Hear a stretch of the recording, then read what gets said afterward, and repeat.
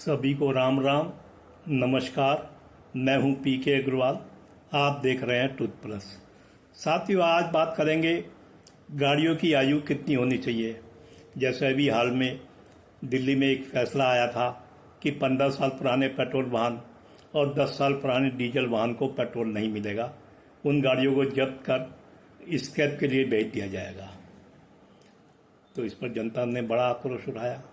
उनके आक्रोश के कुछ बिंदु थे। भाई, अगर गाड़ी पोल्यूशन अंडर कंट्रोल है, गाड़ी की फिटनेस सही है, तो उसे सिर्फ इसलिए हटा दिया जाए कि उसने अपना जीवन काल पूरा कर लिया है। कुछ ऐसे भी हैं कि एक घरों में एक से ज़्यादा गाड़ियाँ होती हैं, वो इस्तेमाल कम होती हैं। ऐसा भी है गाड़ी सेकेंड हैंड थर्ड हैंड होती है। हर आदमी नई गाड़ी नहीं खरीद सकता। अब किसी ने अगर सेकेंड हैंड या थर्ड हैंड 10 साल पुरानी गाड़ी खरीदी हो, 10 या 12 साल पुरानी, तो क्या वो 15 साल पुरानी होने पर सिर्फ इसलिए बेच दे कि सरकार का आदेश है, सुप्रीम कोर्ट का आदेश है। मैं खुद बताता हूँ, मेरे पास लगभग 14 साल पुरानी गाड़ी है जो अभी तक केवल 35,000 किलोमीटर चली है। हालांकि मैं दिल्ली में नहीं रहता और उसकी स्थिति ऐसी है, कोई समस्या भी नहीं है, 10-15 साल और चल सकती है। तो क्या सरकारी आदेश से वो 15 साल बाद इस कैब में चली जानी चाहिए? ये बिंदु उठे थे। अब गाड़ी बहुत से लोग रखते हैं। रखने का मतलब ये नहीं है कि वो लगातार इस्तेमाल करते हैं। आजकल भीड़ भाड़ की सड़कों में पेट्रोल रोज वहन ना करने के कारण या कोई भी कारण हो, गाड़ियां घर पे खड़ी होती हैं। बहुत ऐसे परिवार हैं जिनकी गाड़ियां केवल शादी ब्याह में या सामूहिक रूप से जब पूरा परिवार निकलता है तब इस्तेमाल होती हैं। तो वो गाड़ियां चलती नहीं है, उनका पोल्यूशन भी अंडर कंट्रोल होता है, चेक कराते रहते हैं और गाड़ी की फिटनेस भी सही होती है। तो इन सब बातों को देखकर, आखिर में जनता के आक्रोश को देखकर दिल्ली सरकार ने फैसला किया कि वो सुप्रीम कोर्ट के इस फैसले को चुनौती देगी। अब प्रश्न ये फैसला आया कब? मैं पढ़ रहा था, एक संस्था है CSE NGO है इसने। अब मैं इसके लिए भारत की कार निर्माता कंपनी को दोषी नहीं दूंगा। मैं ये नहीं कहूँगा कि उस कार निर्माता कंपनी को इसे प्रेरित किया होगा कि आप ऐसा अभियान चलाएं जो हमारी गाड़ी ज़्यादा बिके, क्योंकि अगर ये फैसला लागू होता है तो कोई ज़रूर नहीं उस एक कंपनी को ही फायदा होगा, सभी कंपनियों को फायदा होगा।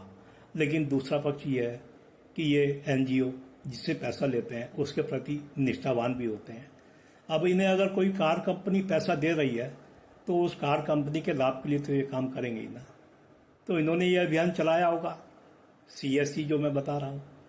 तो इन्होंने प्रतिबंध लगवा दिया। आज ये दिल्ली में लगा, कल को हो सकता है और मेट्रो में लगता और कल आने वाले समय में पूरे भारत में भी लग जाता। तो अब ये क्या होता है इसका परिणाम, जरा ये भी सोचने की बात है। अब जैसे मैंने कहा कि बहुत से लोग हैं जो नई गाड़ी नहीं खरीद सकते, पुरानी गाड़ी पर आश्रित होते हैं। तो क्या कोई 10-12 साल वाली गाड़ी इसलिए हटा दी जानी चाहिए कि उसे 15 साल हो गए हैं? या 2 गाड़ियां खड़ी हैं, एक नई एक पुरानी, पुरानी इसलिए हटा देनी चाहिए कि 15 साल हो गए हैं? भाई, सबके अपने अपने उपयोग हैं। अपनी गाड़ी का उदाहरण मैंने दिया ही है।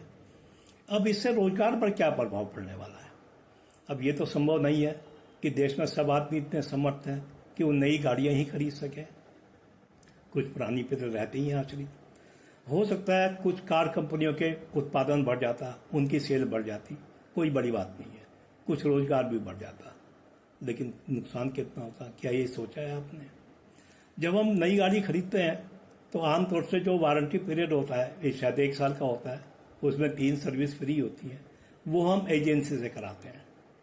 उसके बाद की सर्विस आमतौर से हम अपने निजी संपर्कों में रहने वाले गैरेज होते हैं, आसपास मैकेनिक होते हैं, उनसे कराते हैं। वो हमें पर्सनलाइज सर्विस देते हैं।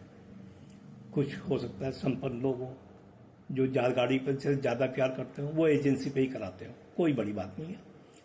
अब एजेंसी और इनमें लागत में ही फर्क आता है।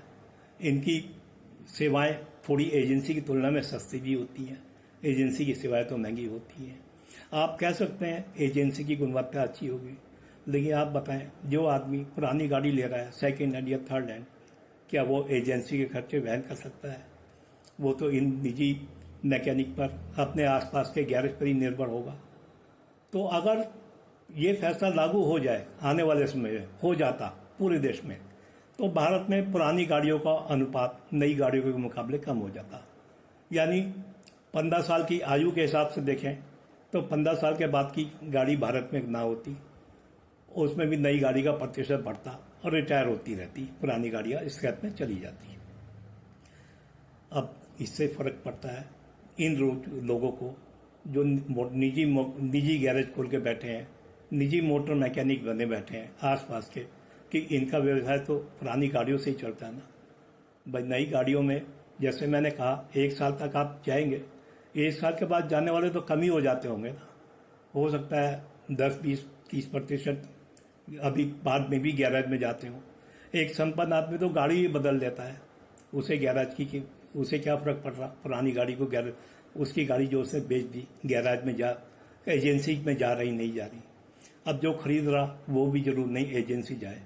यानी निजी जो रोजगार है वो पुरानी गाड़ियों पर निर्भर है, इससे वो फर्क पड़ता।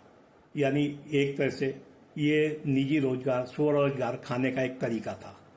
आपको याद रखें ये वही इकोसिस्टम है जिसने भारत में रोजगार व्यवस्था में प्रहार किया है, जिसे हम पारिवारिक रोजगार व्यवस्था कहते हैं। कभी बाल श्रम के नाम पर, कभी शिक्षा के नाम पर इन्होंने उन्हें विकल्प नहीं दिए, कोई तकनीक भी नहीं दी, बस उनके रोजगार छीने हैं। तो अब ये रोजगार छीनने का नया साधन है। अब फिलहाल तो इस पर दिल्ली सरकार ने जाने का फैसला किया है, अब क्या होगा ये आगे देखेंगे। लेकिन मैं सरकार को एक सुझाव और देना चाहूँगा। भाई आजकल तकनीक बदलती जा रही है, तो क्या कोई ऐसी तकनीक नहीं आ सकती कि गाड़ी के अंदर भी, कारों के अंदर भी या सब गाड़ियों में पोल्यूशन मीटर लगाया जा सके, जिसमें 3 पैरामीटर हों, एक गुड, एक एवरेज, एक बिलो। जब मान लिया उसका पैरामीटर गुड चल रहा है, मीटर में गुड चल रहा है, तो गाड़ी सामान्य गति, जो भी गाड़ी की गति है 100-120 जो भी है उससे गाड़ी दौड़ती रहे। जब वो उससे नीचे एवरेज पर आ जाए तो गाड़ी की गति कम हो जाए। ऐसा कोई मैकेनिक बनाया जा सकता है क्या, जिससे उसकी गति एवरेज आने पर 40-50 तक सिमट जाए, कि 40-50 तक सिमट जाएगी, निश्चित रूप से उसे अपना पोल्यूशन सही कराने के लिए जाना पड़ेगा। तीसरा पैरामीटर बैट का हो या बिलो लेवल हो, जिसमें गाड़ी की गति 10-15 रह जाए, ऐसा मैकेनिज्म बन जाए। यदि गाड़ी की गति 10-15 पर आ गई तो क्या वो आदमी सड़कों पर गाड़ी चला पाएगा? वो तो पहले ही पोल्यूशन सेंटर में जाकर गाड़ी उतनी सही कराएगा। इससे सरकार के संसाधनों पर भी दबाव खत्म होगा। जो पोल्यूशन चेक करने वाली एजेंसी हैं सड़कों पर उतरती हैं, गाड़ियां रोकती हैं भीड़ में, तो उनके लिए सहूलियत हो जाएगी। उन्हें गाड़ी को रोककर चेक करना, कागज चेक करना, कम से कम पोल्यूशन का एक चीज़ से राहत मिलेगी। और जनता को भी पोल्यूशन के नाम पे जो आजकल 10,000 का चालान मैं पढ़ता हूँ उससे राहत मिलेगी। वैसे भी मेरा व्यक्तिगत मानना है चालान राजस्व उगाही का माध्यम नहीं हो सकता। तो आपको वीडियो कैसा लगा? वीडियो अच्छा लगा तो वीडियो को आगे बढ़ाएं, लाइक करें, शेयर करें, चैनल को सब्सक्राइब करें। फिर मिलते हैं अगले वीडियो में। धन्यवाद।